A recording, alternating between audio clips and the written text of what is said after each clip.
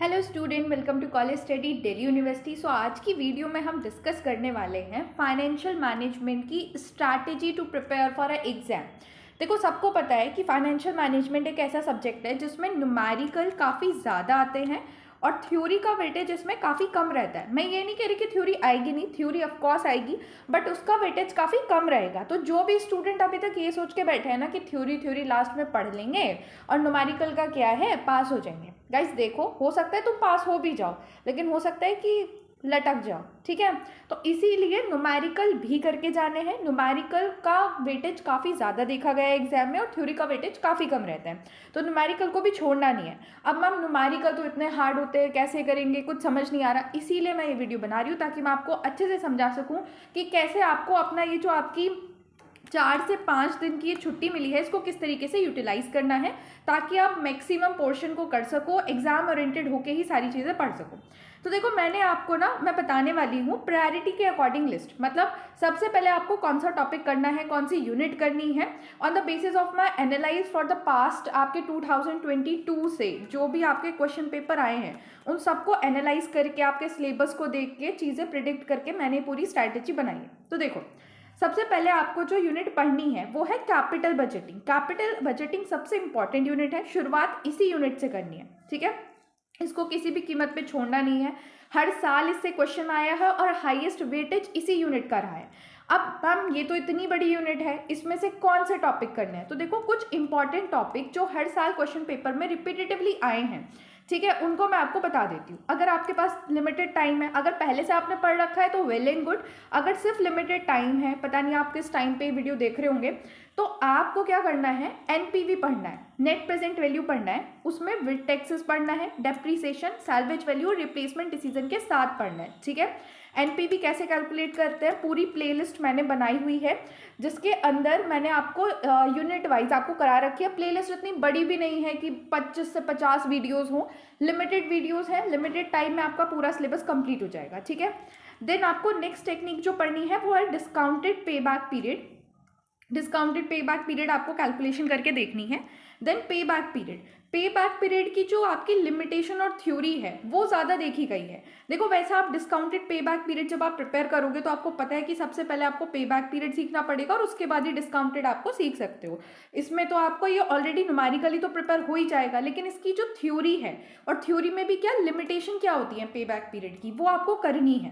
देखो, पे back period की कुछ लिमिटेशन थी, तभी डिस्काउंटेड पे बैक पीरियड एक नया कॉन्सेप्ट और एक नए तरीके से कैलकुलेशन आई है। देन उसके बाद एनपीवी और आईआरआर को कंपैरिजन, कि एनपीवी और आईआरआर में कौन सी चीज़ें बेटर हैं, कौन सी खराब हैं, इनका कंपैरिजन एज अ थ्योरेटिकली आपको प्रिपेयर करके जाना है। उसके बाद रैंकिंग ऑफ प्रोजेक्ट, प्रोजेक्ट की रैंकिंग दो मेथड से, एनपीवी मेथड से और प्रॉफिटेबिलिटी इंडेक्स मेथड से। ये दोनों मेथड से आपको रैंकिंग ऑफ प्रोजेक्ट को प्रिपेयर करके जाना है। ठीक है, अगर बहुत ही कम टाइम है, मतलब मैं मानूं कि आप एग्जाम के सिर्फ 2 दिन पहले इसको देख रहे हो या 1 दिन पहले देख रहे हो, तो फिर आपको क्या करना है, सिर्फ एनपीवी कर लो और डिस्काउंटेड पे बैक कर लो, बस सिर्फ इतना करके चले जाओ, बट एनपीवी और डिस्काउंटेड पे बैक करके ही जाना।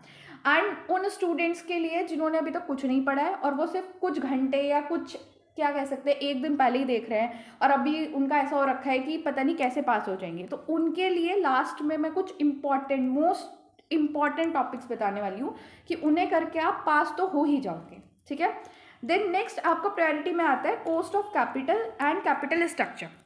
ये यूनिट आपको करनी है। ये सेकंड हाईएस्ट मार्क्स इसमें से आए हुए देखे गए हैं पीवाईक्यूज में, कि सबसे ज़्यादा जो सेकंड नंबर पे क्वेश्चंस आते हैं हाईएस्ट मार्क्स के, वो इसी वाली यूनिट से आते हैं।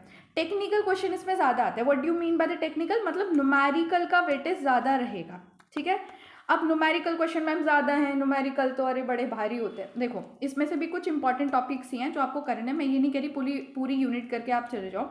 तो सबसे पहले तो आपका है weighted average cost of capital, और ये दोनों मेथड से करके जाना, बुक वैल्यू वेट से भी और मार्केट वैल्यू वेट से भी। ठीक है, उसके बाद कॉस्ट ऑफ कैपिटल जो निकालते हैं, कॉस्ट ऑफ कैपिटल में कॉस्ट ऑफ इक्विटी आपको देखनी है। ठीक है, cost of debt, cost of debt भी आफ्टर टैक्स वाली, ये ध्यान रखना, cost of debt after tax वाली जरूर सीख के जाना।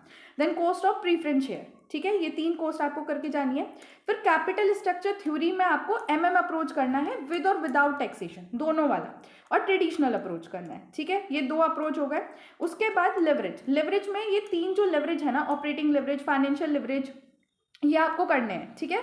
एक कंबाइंड लेवरेज भी होता है, अगर आप कर सकते हो तो ठीक है, नहीं कर सकते हो तो कोई नहीं, ऑपरेटिंग और फाइनेंशियल जरूर करके जाना। और ईपीटी and EPS analysis, guys operating और फाइनेंशियल लेवरेज में सिर्फ एक एक फॉर्मूला ही है और एक एक डेफिनेशन ही है, हार्ड नहीं है। ईपीटी और ईपीएस एनालिसिस में भी सिर्फ एक क्वेश्चन या 2 क्वेश्चन कर लोगे ना, पूरा टॉपिक आपका क्लियर हो जाएगा। अगर फिर भी आपके पास कि मैम ये भी बहुत ज़्यादा लग रहा है, तो सिर्फ weighted average cost of capital दोनों मेथड से, बुक वैल्यू से भी और मार्केट से भी, ठीक है, ये दोनों मेथड से weighted average cost of capital करके चले जाओ और एमएम अप्रोच करके चले जाओ, ठीक है। ये कंपलसरी है, ये तो छोड़ने ही नहीं है। देन थर्ड प्रायोरिटी पे आता है डिविडेंड डिसीजन। डिविडेंड डिसीजन छोटी सी यूनिट है लेकिन बहुत ही प्रिडिक्टेबल है कि इससे कौन से टॉपिक से क्वेश्चन आने वाला है। देखो सबसे पहले तो वॉल्टर मॉडल आपको प्रिपेयर करके ही जाना है।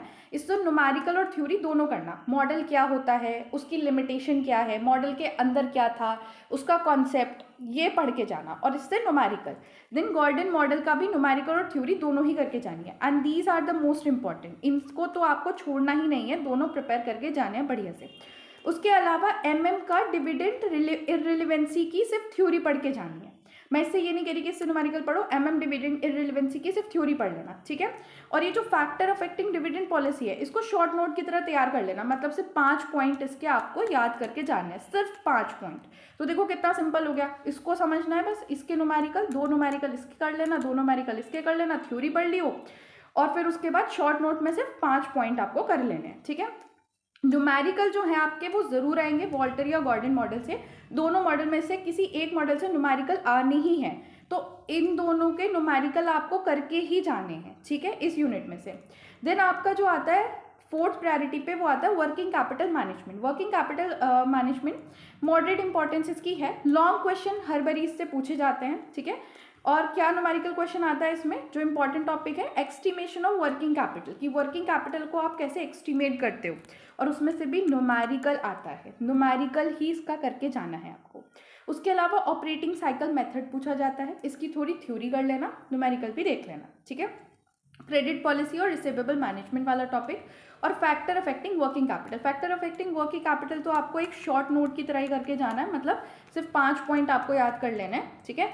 और इस यूनिट की में सबसे इंपॉर्टेंट चीज़ है कि आपको न्यूमेरिकल पहले करने हैं, थ्योरी बाद में करनी है, क्योंकि इस यूनिट से न्यूमेरिकल सबसे ज़्यादा आते हैं, मतलब इस यूनिट में जो न्यूमेरिकल्स का वेटेज रहता है वो ज़्यादा रहता है एज़ कम्पेयर टू थ्योरी, तो इसमें से न्यूमेरिकल आपको ज़्यादा देखने को मिलेंगे एज़ कम्पेयर टू थ्योरी, ठीक है। तो इसको न्यूमेरिकल बेस्ड पे ज़्यादा करना।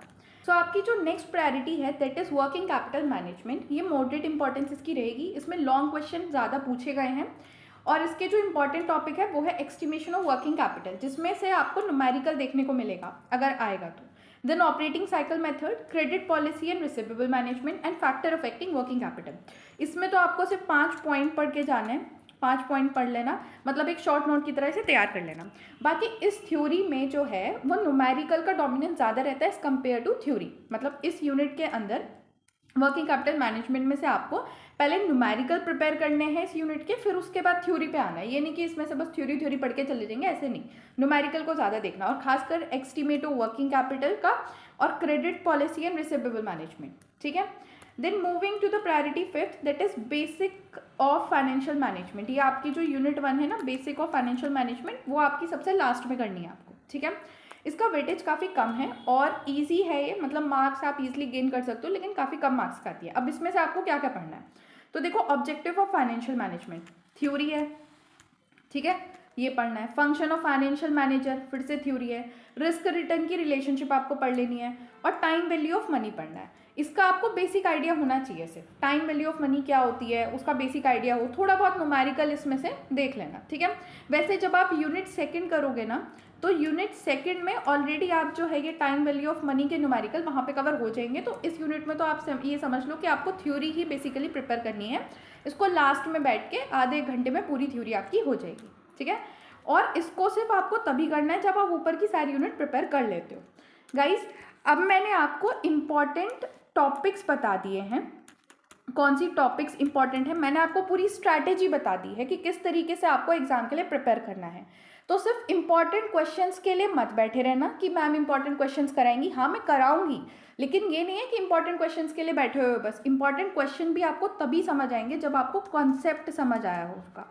और कॉन्सेप्ट आपको खुद से पढ़ने पड़ेंगे, वो मैं इंपॉर्टेंट क्वेश्चन में आपको कॉन्सेप्ट नहीं समझा सकती, ठीक है। तो पहले कॉन्सेप्ट प्रिपेयर करके रखना, इंपॉर्टेंट क्वेश्चन मैं ज़रूर लेके आऊँगी, बट सिर्फ इंपॉर्टेंट क्वेश्चन के भरोसे मत बैठना कि इंपॉर्टेंट क्वेश्चन से ही सब समझ आ जाएगा। कॉन्सेप्ट इज़ वेरी इंपॉर्टेंट, जो आपको खुद से पढ़ने पड़ेंगे। प्लेलिस्ट जाके देख लो, कॉन्सेप्ट समझ लो, 2-3 दिन में प्रिपेयर कर लो कॉन्सेप्ट, फिर इंपॉर्टेंट क्वेश्चन पढ़ के चले जाना, ठीक है। अब देखो, जैसा मैंने बोला था कि अगर किसी ने कुछ नहीं पढ़ा है और अब वो आया है और अब वो बहुत ज़्यादा परेशान है कि मैम पास करा दो बस, जो पिछली मैंने बिजनेस मैथ्स में कमेंट देखे थे कि मैम बस पास करा दो, तो उनके लिए फाइनल शॉर्टकट है।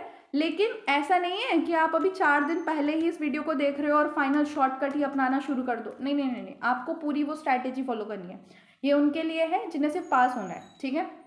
तो सबसे पहले आपको सिर्फ 3 यूनिट प्रिपेयर करनी है, और 3 यूनिट में से भी जो इंपॉर्टेंट वाले टॉपिक मैंने बताए हैं, लाइक हर यूनिट के एंड में मैंने इंपॉर्टेंट टॉपिक्स बताया ना कि अगर कुछ नहीं कर रहे इस यूनिट में तो सिर्फ इतना कर लेना, वो आपको प्रिपेयर करना है, क्योंकि आपके पास बहुत लिमिटेड टाइम है। पहले तो capital budgeting, cost of dividend, capital structure and dividend decision, सिर्फ ये 3 यूनिट आपको करनी है, ठीक है। आप ईजिली इनसे पास हो जाओगे। इन यूनिट में से भी आप जितना प्रिपेयर कर सकते हो वह आपके ऊपर है, ठीक है। और अगर आप नहीं कर सकते, लाइक सारा आप नहीं कर सकते जो मैंने ऊपर बताया इन 3 यूनिट में से, तो क्या करना है, ये कैपिटल बजटिंग वाली यूनिट है, तो कैपिटल बजटिंग वाली यूनिट में से आपको क्या करना है, ये दोनों टॉपिक करने हैं। सेकेंड यूनिट है, इसमें से आपको क्या करना है, ये 2 टॉपिक करने हैं। तो इस तरीके से आप पास हो जाओगे, और जो थोड़ी बहुत थ्योरी है वो प्रिपेयर करके चले जाना, ठीक है। So thanks for watching. Video को लाइक करो, चैनल को सब्सक्राइब करो और वीडियो को हाइप भी करो। पे पूरी प्लेलिस्ट बनी हुई है फाइनेंशियल मैनेजमेंट की, एफएम की, आप जाके वहाँ से पढ़ना शुरू कर दो टॉपिक की प्रायोरिटी के हिसाब से। And best of luck, thank you.